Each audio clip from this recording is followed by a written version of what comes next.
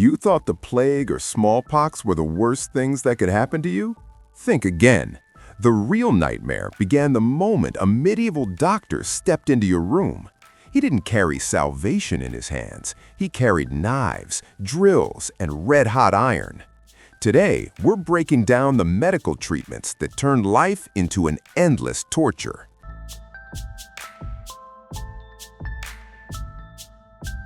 Bloodletting was never done at random. The barber surgeon would consult a special calendar. It was believed that the positions of the planets and stars determined which vein could be cut on any given day.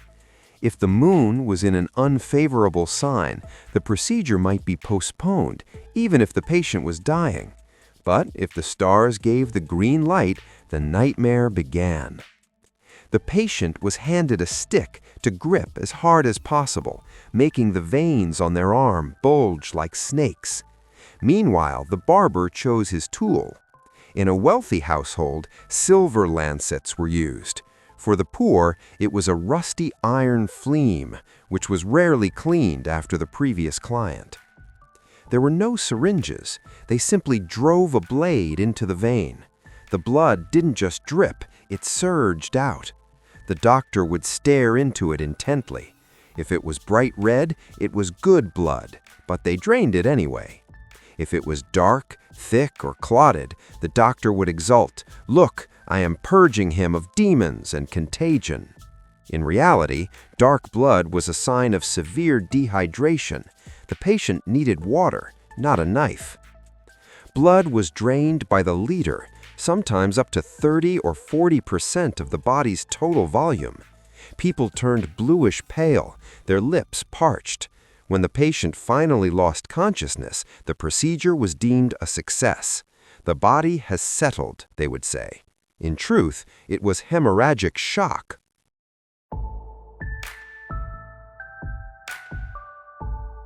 If a person suffered from seizures, headaches, or madness, it was believed there was only one cause. An evil spirit had taken up residence in their skull, or even worse, a stone of folly had become lodged in their brain. The mere thought of such treatment was terrifying. The patient was bound or held down firmly. There was no anesthesia, only strong hands and perhaps a rag to bite on so they wouldn't bite through their own tongue. Then the barber or self-taught surgeon would take up his tools, unsterile, coated in rust and the remnants of previous surgeries. Their arsenal included augers, hand drills similar to those used by carpenters to bore through wood. Only these were meant for skulls. There were also chisels, wide metal rods used to hammer out pieces of bone. Sometimes they used trepanning saws, tubular drills with a handle. The sound of them gnawing into living bone was unbearable. The task was simple: bore a hole in the skull, release the evil spirit, or, as they believed, extract that very stone of folly that caused all the trouble. In reality, these were just fragments of bone that surgeons would sometimes performatively show to relatives. The brain was often damaged in the process, and infection was practically guaranteed.